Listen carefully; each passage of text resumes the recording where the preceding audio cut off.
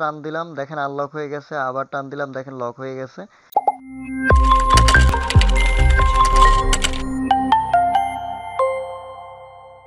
আসসালামু আলাইকুম, আশা করছি সবাই ভালো আছেন।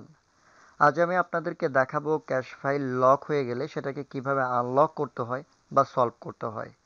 আপনারা যখন কোনো উইন্ডো মিনিমাইজ করেন, একসাথে যদি আপনারা সবগুলো ক্লিয়ার করে দিতে চান সকল উইন্ডো, তাহলে দেখুন লেখা আসে nothing to clear in cash.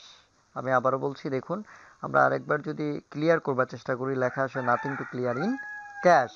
তো আসলে এই ক্যাশ ফাইলগুলো লক হয়ে গেছে। আমি আরেকবার ক্লিক করি, একদম উপরে দেখেন তালা চিহ্ন দেখা যাচ্ছে, প্রত্যেকটা উইন্ডোতে লক চিহ্ন হয়ে আছে।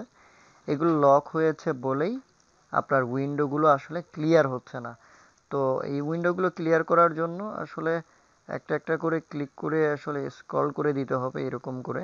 এখানে আসলে গুরুত্বপূর্ণ যে ব্যাপারটা, কিছু কিছু ফোনে এইরকম উপরের দিকে স্ক্রল করলে সেটা আনলক হয়ে যায়, কিছু কিছু ফোনে নিচের দিকে।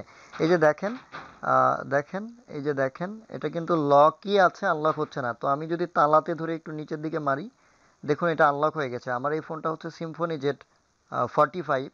তো দেখুন এটা চলে গেল।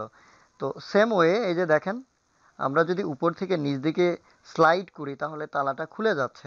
আসলে কিছু কিছু ফোনে হচ্ছে নিচের দিক থেকে উপরে স্ক্রল করতে হয়, আর কিছু কিছু ফোনে উপরের দিক থেকে নিচে স্ক্রল করতে হয়।